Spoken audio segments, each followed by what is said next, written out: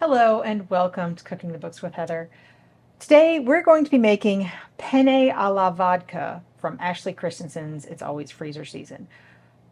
This supposedly, the recipe makes 4 pints, and each pint serves 2 to 3 people, about 2 people. So we're going to be eating this tonight, and whatever's left we're going to freeze, and we'll let you know exactly how much we have left to freeze after this. But we are ready to get started. I have a lot of olive oil, in fact, heating on in my Dutch oven over medium high heat. So this is going to be uh, a pretty quick recipe. And it's starting to move around in there, starting to kind of shimmer. My pan was not hot, but I think we're ready to cook. Um, in here I have quite a lot of minced onions. So I didn't mince them quite as fine as I would for something like garlic, but did definitely get them finer than I normally would, because we are not going to use the immersion blender or any sort of thing like that on these. But now we are supposed to cook these for about 6 minutes, stirring constantly. So, okay. These have been cooking for about 8 minutes. No. These have been cooking for about 6 minutes, and they're definitely starting to soften, and some of the water that it got rid of that, came out of the onions has been evaporated, which is why you need to stir it a lot. And they're starting to turn translucent. So now we're going to add the garlic, which also was pressed in a garlic press. We did that for the tomato soup we made. So this is quite a bit like the tomato soup, except you cut the onions up a lot smaller. And then we're adding all of the salt in the recipe. There we go. We're going to cook this, continuing to stir constantly, for about 4 minutes.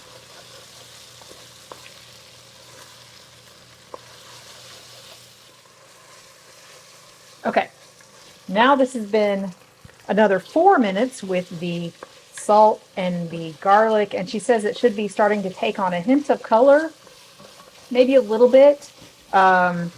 Definitely looks like the onions are cooked. So now we have some red pepper flakes, which she said to chop finely, which I did my best. That was kind of hard because they went all over the place. I tried to do it with my knife. Not sure about that, but whatever. And then we add quite a lot of tomato paste.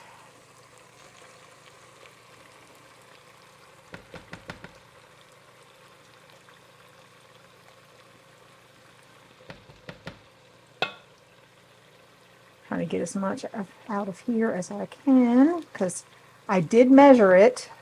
It was basically one large can and one small can in the size cans I could find. So we're going to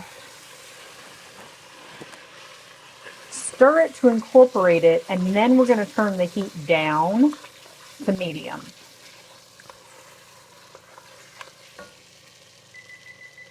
All right, and we're going to cook that for 10 minutes, stirring constantly. So you probably won't see all of this, but 10 minutes.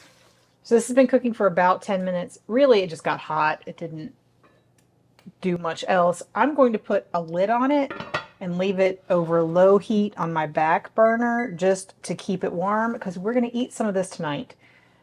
When dinner's over, when we're done, we need to chill this, she says, over an ice bath, because you want to chill it pretty quickly. It's a thick sauce, so you don't want it to, it'll take a while to chill. So she says to do it over an ice bath. I'll probably separate it into my containers and then chill it in an ice bath, because that'll be easier than chilling this whole thing. Anyway, when we're ready to serve, we are going to cook some penne pasta a few minutes less than the package says. I think she says 2 to 3 minutes. And then you cook it in the sauce. And then you add some cheese and some basil, which I do not have. I do have some, I don't have any fresh basil right now, but I do have some basil that I saved from the summer in olive oil. So I might add that. We'll show you what it looks like and let you know what we think in just a minute.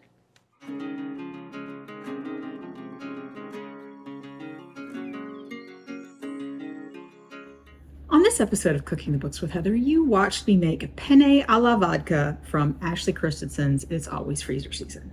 So this was mostly about sauce, not really about the penne, but because the sauce is what you freeze all by itself, not with the penne. So I don't even remember if I showed the mixing of the pasta with the sauce, because really there's not a whole lot to do there. But I will say, this made about the same amount as she says. So I was able to put, think 3 pints of sauce in the freezer. Yeah, she says it makes 4 pints. I have about 3 pints of sauce still in the freezer. So that worked out really well. I ended up serving this with some meatballs that I haven't reviewed yet on here, but that also came from this book. And so I served the penne with some meatballs and some salad, and that was our dinner. I enjoyed it. My kids enjoyed it. Super easy. It uses a lot of tomato paste, and as I recall, you cannot find sort of one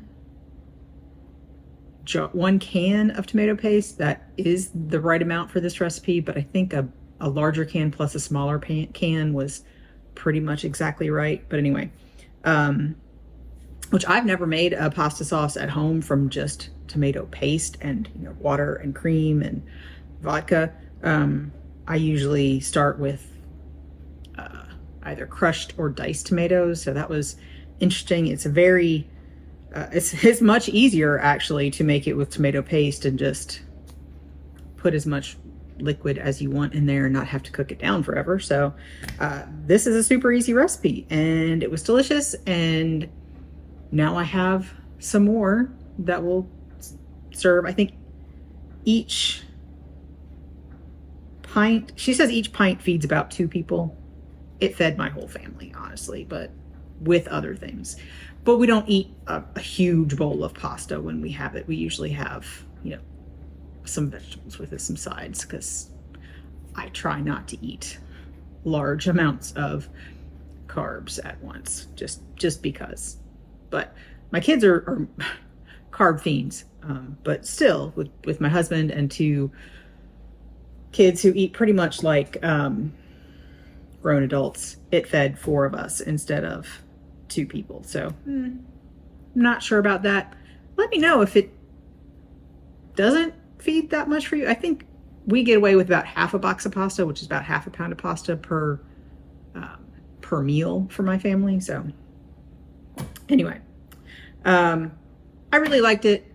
Definitely something that I would keep on hand, and when I'm done with the stuff in the freezer, I'll probably make some more. So I'll let you know if this ends up being one of the recipes that I keep on hand or not. But if you've enjoyed watching me make this, please give me a thumbs up, hit the subscribe button, and come back and watch me make something else next week.